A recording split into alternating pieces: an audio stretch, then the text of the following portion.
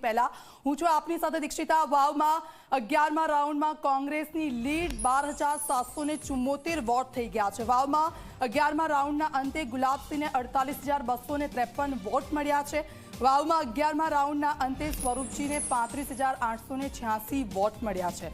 સુઈગામની વાત કરવામાં આવે તો સુઈગામ તાલુકાના 11મા રાઉન્ડમાં પણ લીડ જોવા મળી રહી છે। સુઈગામના બૂથમાં ગુલાબસિંહની લીડ ઘટી, માઇનસ નથી। 11મા રાઉન્ડમાં અંતે ગુલાબસિંહ રાજપૂતની લીડ પણ થોડી વધતી જોવા મળી। તો આપણે વાત કરી રહ્યા છે વાવ બેઠકની કે જ્યાં લગભગ ગુલાબસિંહ રાજપૂત આગળ ચાલી રહ્યા છે અને આપ જુઓ તેમની સામે સ્વરૂપજી ઠાકોર છે અને તેમની લીડ થોડી ઓછી જોવા મળી રહી છે। બીજી તરફ અપક્ષમાંથી માવજીભાઈ છે મેદાને અને માવજીભાઈએ ઘણા બધા જે વોટ છે એમના નામ પર કરી દીધા છે।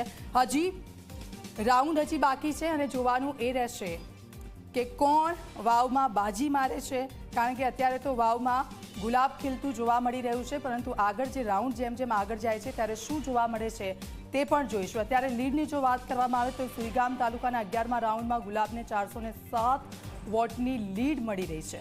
આપણે વાવની વાત કરી રહ્યા છે કે જ્યાં સતત એ ચર્ચામાં રહી છે આ બેઠક, કારણ કે લોકસભાની બેઠક ખાલી થઈને પછી આ જ્યારે ઇલેક્શન અહીંયા આવ્યું છે ત્યારે તમામ લોકો અહીંયા એડી ચોટીનું જોર લગાવી દીધું હતું ને હવે જોવાનું એ રહેશે વાવમાં વાવની જનતા કોને પસંદ કરે છે।